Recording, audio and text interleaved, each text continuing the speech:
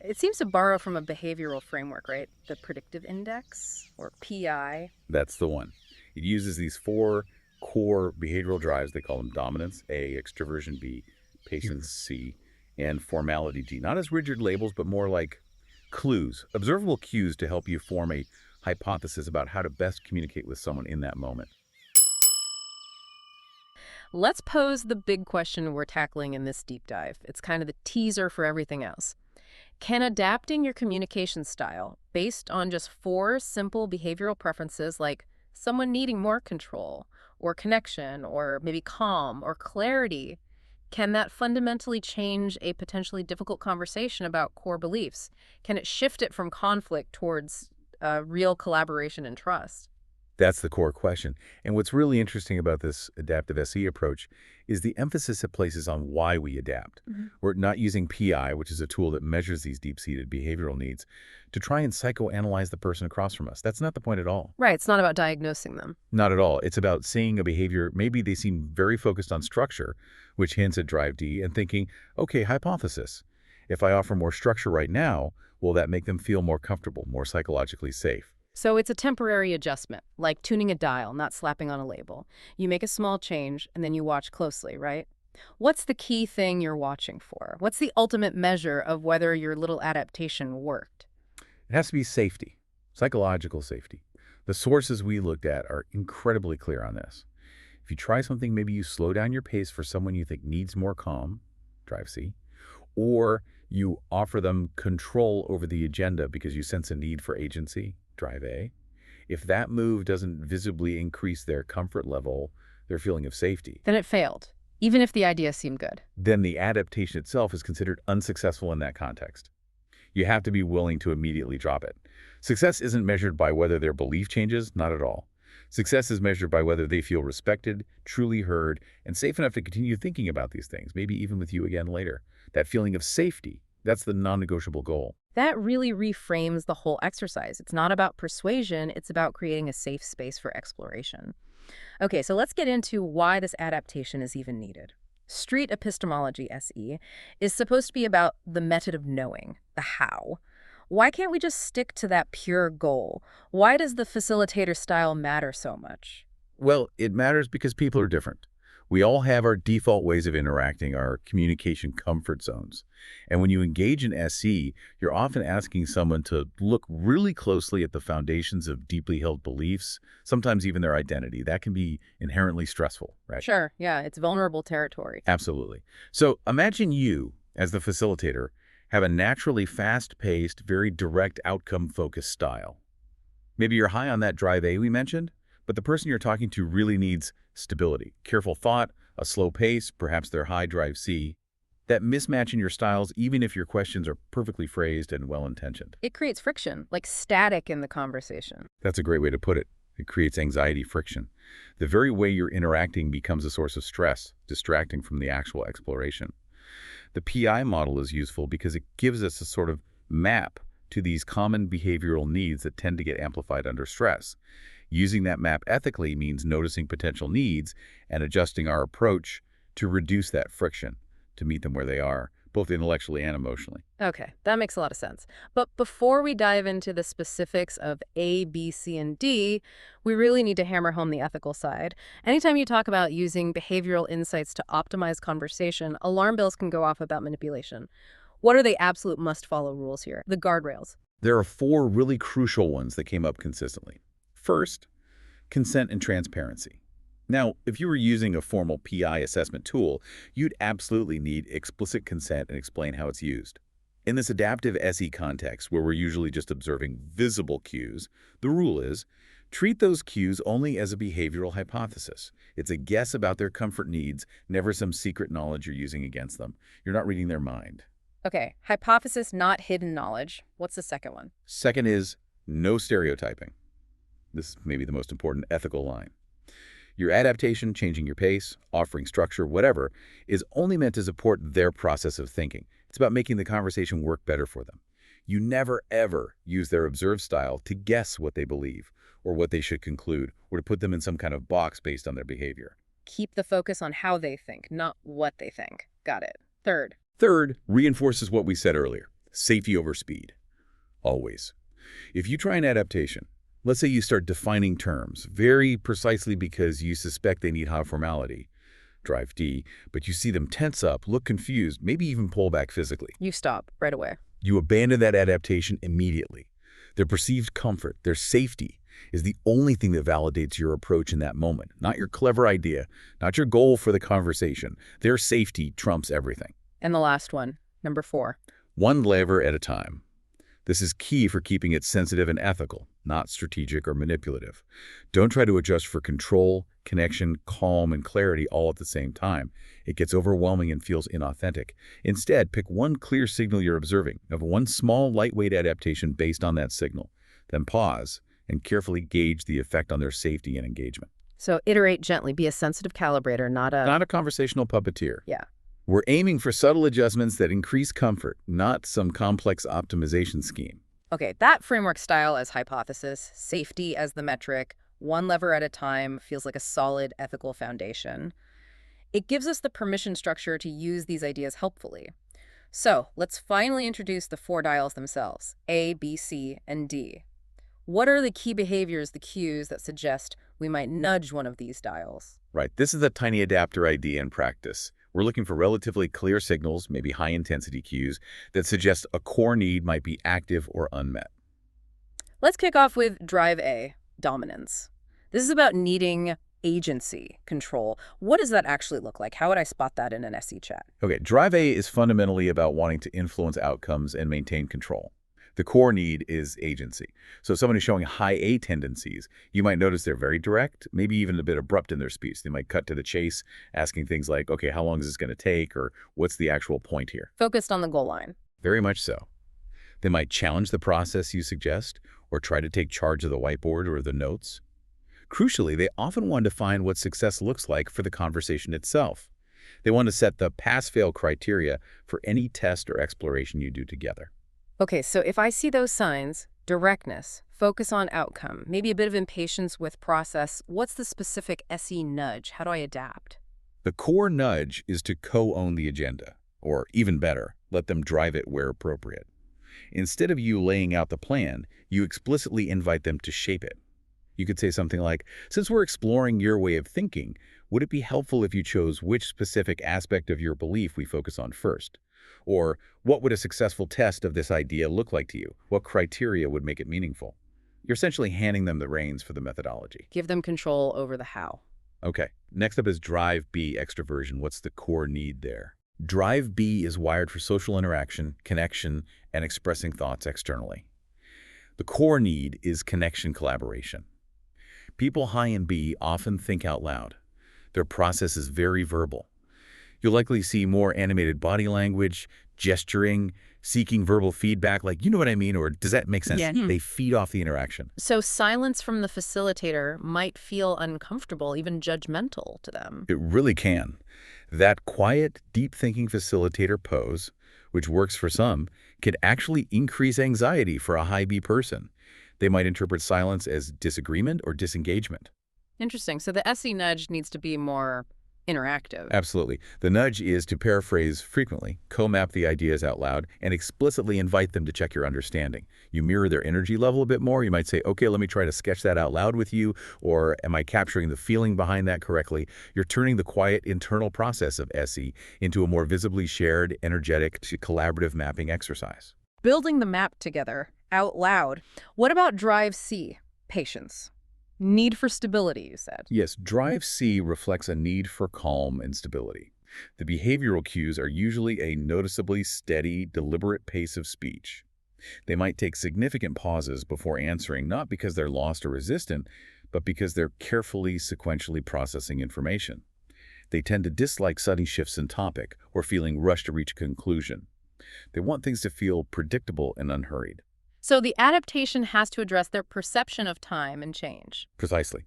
The SE nudge involves slowing your own pace, consciously handling only one main variable or question per session, and explicitly building in reflection time. You might even ask historical questions like, can you recall when this belief first started to feel solid for you? What else was going on then? This anchors the belief in time and slows the pace naturally. Pushing them for speed is the quickest way to make them shut down. Give them runway. Got it. And the last one, Drive D, Formality, need for structure. Drive D is driven by a need for clarity and boundaries. These individuals are often risk-aware, and ambiguity feels like a threat. So you'll observe them asking for very precise definitions. Wait, when you say evidence, what specifically counts?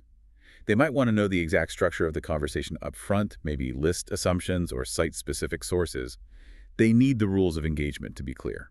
So if I just jump in with a broad, open-ended Socratic question, that might actually stall them because the framework isn't clear enough. That's a very common dynamic. They might get stuck on the lack of definition rather than engaging with the question itself. They need to feel the ground rules are solid before they step onto the intellectual playing field. Makes sense. So the SE nudge here is about providing that structure proactively. Yes.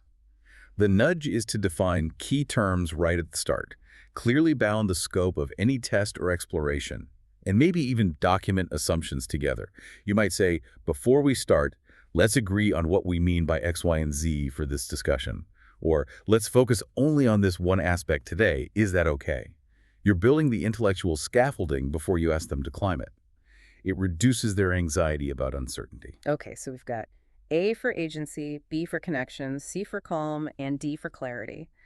Understanding those core needs and the observable cues is really key, isn't it? It's definitely the foundation for making these subtle, helpful adjustments. And making those adjustments effectively, well, that takes practice and continuous learning, which is a perfect moment to remind everyone listening. If you're finding this deep dive valuable, please take a second to support the show. Hit that like button, subscribe if you haven't already, and definitely ring that notification bell. It really helps us keep bringing you these kinds of detailed explorations. Absolutely. Okay, so we've got the theory, the 4 drives. Now let's get really practical. How do we weave these adaptations into the actual flow of a street epistemology conversation? Let's talk specific phrasing, those microscripts. Good idea. Let's revisit high A, the need for agency and control. What are some actual sentences I could use that hand over that control without derailing the SE process? Okay, for A, agency, the language needs to empower them as the architect of the exploration. You could try something like, instead of me just suggesting how we could test this, maybe we could co-design a small experiment together, one that you feel gives you the data you need. Giving them ownership of the test design. Right, or even more directly focused on the outcome. If we're going to spend time on this, let's define success up front. What specific outcome or observation would make this conversation feel decisive enough for you to learn something valuable, even if the belief itself doesn't change? You're positioning them as the lead researcher for their own mind. Okay. Now, what about scripts for someone showing high D needing that clarity and precision? For Doric clarity, the language focuses on boundaries and definitions, you might say. Before we really dive in, can we take a minute to agree on maybe 2 or 3 key terms we'll be using, just so we're both crystal clear? Or addressing the risk ambiguity concern. This belief seems to rest on a few core assumptions. Could we list maybe the top 3, and then you can choose which one feels most important to examine first? And how would we know precisely if it holds up? You're building the container before putting anything inside it? That's a good way to think about it. Yeah. For the B person, connection, who needs that social energy and verbal processing, the scripts need to invite interaction and mutual understanding. You could try. Would it be okay if I try to summarize what I think I'm hearing you say? Please jump in and correct me immediately if I'm missing anything, especially the nuance. So you're actively inviting interruption almost. In a way, yes. You're keeping the feedback loop very short and active. Or later on, you might use a narrative frame. If you're explaining how you think about updating beliefs to a good friend, what story would you tell? Maybe we can use that kind of approach here. It makes the process feel more shared and less clinical. And finally, scripts for the high C person, needing that calm and stability. For CFAM, calm, the language has to explicitly manage tempo and expectations. A really useful script might be, there are probably many angles we could explore. If we were to focus on just one core question today, which one feels like the gentlest, least disruptive way to start thinking about the foundations here? Lowering the stakes immediately. Precisely. And regarding conclusions, we definitely don't need to figure everything out today. How about we plan to just explore this one piece and then schedule a separate time, maybe next week, just to reflect on it calmly. No pressure for answers right now. You're signaling sustainability and lack of agency. These scripts feel much more natural than just knowing the theory. Okay, let's apply this lens to the standard SE phases. Start with phase 1, clarification. Goal is understanding the claim. How do A, B, C, D change how we approach this? Right. For the A person in clarification, you give them the choice. Don't just pick the main claim. Ask which specific part of this belief feels most interesting or maybe most important for you to clarify right now. Let them steer the focus. Okay. For B or? For the B or person, clarification needs to be highly interactive. It's not just about repeating their words, it's about reflecting back the meaning and maybe even the emotion you're hearing. You need to constantly check in. Am I getting that right? Does that feel like an accurate reflection? Keep that verbal energy high. And for DR, needing structure. For D or during clarification, you front-load the structure. Before you even start digging into the why, you might build a quick, shared mini glossary of maybe 5 or 6 key terms, and you explicitly list out any assumptions or things you don't know yet. This clears the cognitive runway for them, satisfying that need for precision before moving forward. And C, the need for calm. For C, you use time as a tool during clarification. Asking about the history, when did this view really settle in for you, helps to ground the conversation and naturally slows the pace. You're trying to make the intellectual landscape feel stable and familiar before introducing potentially disruptive questions. Okay, that makes sense for clarification. Now let's move to phase 2, reliability testing. This feels like where the stakes get higher and adaptation is maybe even more critical for safety. It often is. This is where you're potentially challenging the belief's foundation. So for the A person, instead of saying, let's try this thought experiment, you offer options. We could explore this using method X or maybe approach Y. Which path feels like it would give you more useful information right now? You keep them in the driver's seat, preserving agency even when considering challenging data. What about D, the structure seeker, during testing? For DUA, phase 2 is prime time for pre-registering criteria. This is huge.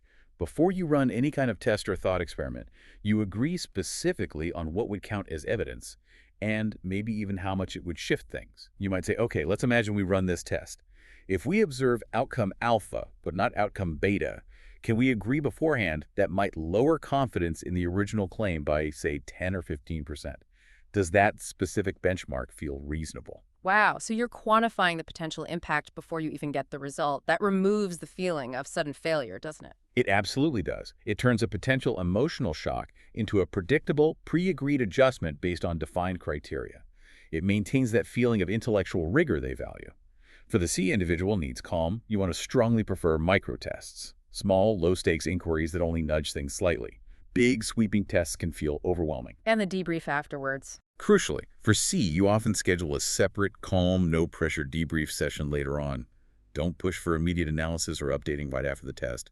Let them process it quietly, on their own time first. That separation maintains the stability they need. Okay. And that leads us to the final stage, phase 3, future building, or updating with dignity. After exploration, if a belief does shift, how do we adapt the way we talk about that update to keep it safe and aligned with their style? The update process itself needs to resonate with their core drive. For the A person, agency outcome, you frame the update in terms of capability and future effectiveness. Based on what we discovered about this reasoning process, what's one skill or approach future you could use to evaluate similar claims even more effectively next time? It reinforces their competence and control. What about the BA person, the social processor? For B, focus on the narrative. How would they share this learning? If you were telling a friend about this conversation and what you learned, what story would feel most authentic and positive? Or, how does this shift fit into your broader understanding now? Let's talk that through. The update gets integrated through social articulation. And C, needing calm. For C, you emphasize sustainable, incremental habits. The update isn't a sudden revolution. Maybe suggest, how about we just quietly revisit this topic in, say, 3 months, just to see how it feels then? No big decisions now. It makes the change feel gradual, manageable, non-threatening. Makes sense. And D, the lover of structure and clarity. For DUA, the update needs documentation and methodological rigor. You might help them literally document the update path, maybe revise the list of assumptions you made earlier, or use a simple checklist to track the change in reasoning. The belief update becomes a clear, accountable refinement of their intellectual process, not just a fuzzy feeling. It needs that structural validation. As we talk about refining these conversations and moving into more advanced applications, it's really important to remember that having a solid foundation in the basics of SE is key. These adaptive techniques are enhancers, right? They build upon good practice. And for anyone wanting to deepen that foundation, Just a reminder that you can take the free street epistemology course over at navigatingbeliefs.com.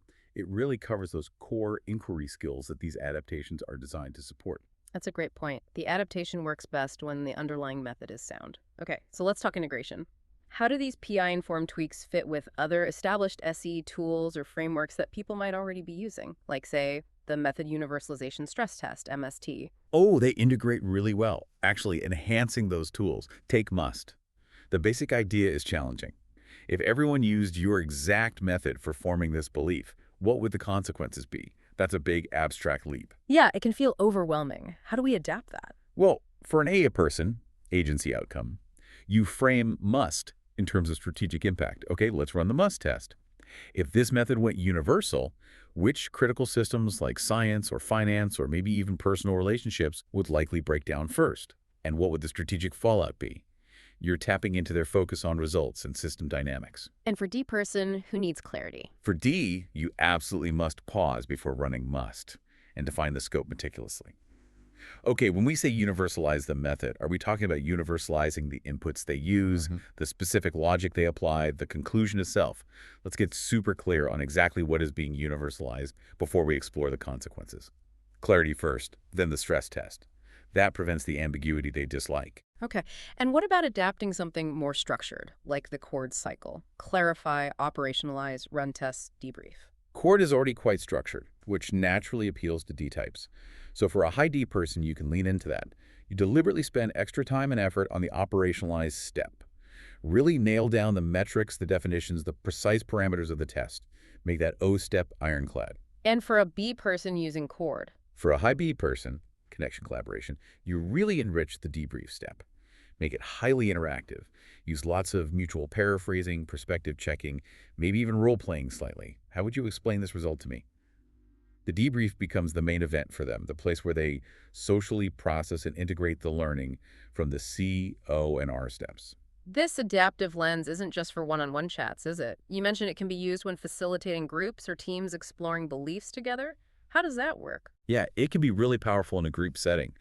The core idea is to intentionally leverage the different drives to create a more balanced and effective group dynamic. Instead of seeing stylistic differences as friction, you use them as complementary strengths. So you might deliberately pair people with different dominant drives. You could. For instance, pairing someone high A, decisive, outcome-focused, with someone lower A, more reflective, process-focused, can balance action with consideration. Or pairing high D, needs structure, with lower D, more flexible, adaptable, can ensure you have both rigor and agility. And you can even assign temporary roles based on these drives within the group discussion. Absolutely. This could be super helpful. You might say, okay, for this part of the discussion, person high A, could you help us keep an eye on the decision criteria we agreed on? Make sure we stick to the plan. Why? Because their natural inclination is towards outcome and agency. And the others. You might ask the C person, needs calm stability, to be the timekeeper or manage the pace. Could you gently let us know if we start rushing or try to tackle too much at once? They're naturally sensitive to that. The D person needs clarity structure, is perfect for being the official keeper of definitions and notes. Could you make sure we're all using terms consistently and capture the key assumptions we're making? And you become the guardian of clarity. Right. And the B person needs connection collaboration, can be tasked with monitoring rapport and ensuring everyone feels heard. Could you help paraphrase key points and just check in to make sure everyone's perspectives are being included? You're basically assigning roles that align with their innate comfort zones, turning potential friction points into designated strength for the group's process. That's fascinating. It structuralizes the diversity of styles. Okay, this brings us to something really crucial, the measurement. If we're treating style as a hypothesis, we need data to know if our hypotheses are working. You mentioned a feedback loop. How does this lightweight measurement actually function after a conversation? Yeah, the measurement piece is what makes this truly adaptive and prevents it from being just guesswork. The idea is after every SE conversation where you consciously tried an adaptation, you take literally 2 minutes to score the interaction on 5 specific criteria. You use a simple 1 to 5 scale, and you note which PI lever, A, B, C, or D, you were primarily trying to use. Okay, what are those 5 criteria we're scoring? They directly map back to the goals and the drives. Number 1, the most important, is safety. Did the overall interaction feel more comfortable, less stressful for the partner because of your adaptation? This is the main check. 2 is clarity. Did the conversation result in sharper definitions, clearer assumptions? This directly tracks your D-lever effectiveness. Got it. Safety and clarity. What are the other three? 3 is agency. Did the partner seem to feel more in control of the process, like they had genuine input? This tracks your A-lever use. 4 is engagement. How verbally and cognitively involved did they remain throughout? Were they actively participating? This tracks your B-lever effectiveness. And 5 is sustainability. Does the conversation end with a sense of calm and a viable plan for revisiting if needed, rather than feeling abrupt or pressured? This tracks your C-lever. Safety, clarity, agency, engagement, sustainability. CAES, maybe. So having these scores helps you diagnose what's working and what's not over time. Can you give an example? Sure. Let's say you observe cues suggesting your partner needs calm, high C. So you consciously slow your pace, pause more, focus on one thing using the C lever. After the chat, you score it. Maybe safety gets a 4, sustainability gets a 5. Great. The calming efforts seem to land well in those respects. But then you look at engagement, the B metric, and realize you scored it only a 2. They seemed less interactive than usual. So the C lever worked for calm, but maybe at the cost of connection. Possibly. The data suggests that while they needed the slower pace, C, they might also have a relatively high need for interaction, B, that you underestimated. Slowing down too much might have inadvertently reduced the feeling of connection for them. So your hypothesis for the next conversation with them might be keep the slow pace, C lever, but also consciously increase paraphrasing and check-ins, B lever, to maintain that engagement. The scores give you targeted feedback for the next iteration. That makes it a learning loop, not just a one-off guess. And this feedback loop helps avoid that big pitfall you mentioned earlier, overtyping. It really does. Overtyping, deciding someone is a C person and always treating them that way is probably the most common mistake. The measurement loop forces you to see the nuances. Maybe they need C in one context but B in another. The ultimate fix for overtyping, though, is always built into the interaction itself. Speak in options and constantly verify the fit. How do you mean speak in options? Instead of assuming your adaptation is right, offer it as a choice or check-in. I've noticed we've been going fairly slowly today. Is this pace feeling comfortable for you, or would you prefer we pick it up a bit on the next point? Or I could try summarizing that, or would you prefer to think it through silently for a moment? You're constantly giving them the veto power over your stylistic choices. It keeps the locus of control with them. Okay, let's do one final check on the ethics. We're using a behavioral framework, observing cues, adapting style. It's easy to see how someone might still worry this edges into manipulation, even with the safeguards. How do we definitively answer that concern? We go back to the fundamental purpose and the primary metric. Why are we adapting? The only ethical reason within this framework is to serve the partner's autonomy, comfort, and clarity. Are you adapting to make them feel safer? Safety. To make the terms clearer for them? Clarity. To give them more control over the process? Agency. If your adaptations are genuinely aimed at improving their experience of the intellectual journey, making it less stressful and more productive for them, then it's support, not manipulation. And the safety score is the ultimate guardrail. It's the concrete check. Yeah. If your attempt at adaptation leads to a drop in perceived safety, you know you've crossed a line. You've likely prioritized your own conversational goal or assumption over their actual comfort. That low safety score is your immediate signal to stop, reassess, and default back to a less adapted, more neutral style, always prioritizing their well-being. The system has a built-in ethical fail-safe if you use it honestly. This has been incredibly illuminating. It feels like using these 4 drives, A, B, C, D, not as labels, but as hypotheses for stylistic adjustments, really does elevate the practice. It's not just about being kinder, it's about being more intentionally effective and ethically responsible in how we engage with others about their deepest convictions. I think that's a great summary. It refines the art of the conversation. The core takeaway really is try one small, PI-informed adaptation at a time, based on observable cues. Always explicitly or implicitly check for consent and fit. Does this feel right to them? And consistently prioritize things like microtests, allowing for calm reflection and ensuring any belief updating feels dignified and well supported by clear reasoning. Which neatly brings us full circle back to our opening teaser question. Based on everything we've unpacked, the framework, the ethical guardrails, the specific nudges, the measurement and adapting communication style, using these 4 simple behavioral cues significantly boost both the psychological safety and the overall success of these sensitive conversations about beliefs. considering the structure, the focus on safety as the primary metric, and the potential for targeted improvements in clarity, agency, engagement, and sustainability? I think the answer is a confident yes. When used thoughtfully and ethically, using these A, B, C, D drives as a basis for stylistic hypotheses can indeed make these conversations feel substantially safer and be more genuinely productive for everyone involved. It shifts us from just having good intentions to employing intentional, responsive design in our dialogues. Intentional design. I like that. Okay, so we've dug into the A, B, C, D levers and the 5 key metrics: safety, clarity, agency, engagement, sustainability. Now, we want to turn it over to you, the listener, to really internalize this. Think about yourself for a moment. When you're in a high-stakes conversation, maybe one where beliefs are being discussed, which of those 5 outcomes, safety, clarity, agency, engagement, or sustainability, do you personally find the trickiest to maintain? Where do things tend to break down for you? And following on from that, based on our discussion today, which specific PI-informed lever focusing on A, agency, B, connection, C, calm, or D, clarity, do you hypothesize, might be most helpful for you to consciously try using next time you find yourself in that kind of situation, specifically to address the metric you find most challenging? We'd love for you to share your thoughts on that. Head down to the comments section and start a conversation. What's your personal challenge metric, and what's your starting hypothesis for which lever might help you? Let's share some data points. Thank you so much for joining us for this deep dive into adaptive belief exploration. It's been a fascinating journey. We'll see you next time.